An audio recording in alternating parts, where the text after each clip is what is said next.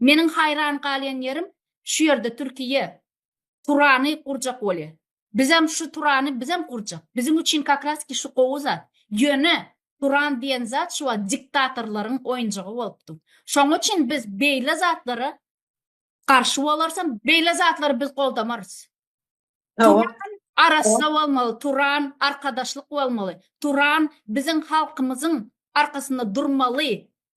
Gurama olmalı.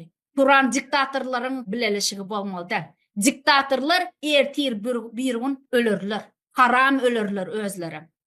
Turan diyen zat hazır biz Turan'a karşı. Sebebi bir diktatörlerin oyuncağı.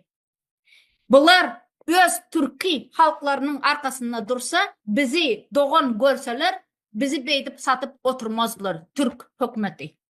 Türk hükümeti şu var mankurt hükümeti. İmene Türk hükümeti men Türk adamları neme demek yani Türk hükümeti mankurtlar. Bular hakiki Türkler değil bular. Hakiki Türk olsalar bular Uygurlarının, Türkmenlerinin, Özbeklerinin hemmesinin arkasında dururdular. Bular Arapları nemede oturmazdılar. Birinci öz Türk halklarının arkasında dururdular. Bizi halas ederdiler. Bular olsa dine Araplar Palestina diyem, Laptistina, Siriye diyem, yine bir zat diyem, şolun arkasında dur. Olar olsa terrorizm zatlarıyla nemet börler, meşgullanıp börler. Beyle zatlara biz karşı. Biz İslamistları yanına durmarız. Biz dine hak hukuklar için dururuz. Ve insan hakları için.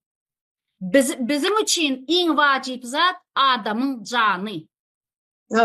Şuda her Türkiye halkı adamın canı için görüşmeli ve durmalı. Hem yaşama hakkı var. Hava. Даже diktatörlerin yaşama hakkı var. Biz diktatörleri öldürmeriz. Men например şu zatlara karşı. Bunları öldürmeli. Biz aytsağım, это не значит, что biz şonu ederiz dige. Biz hak hukukun arkasında. Kanuni yöre dersenmez adı. Yöne diktatörler prosto tak gitmez.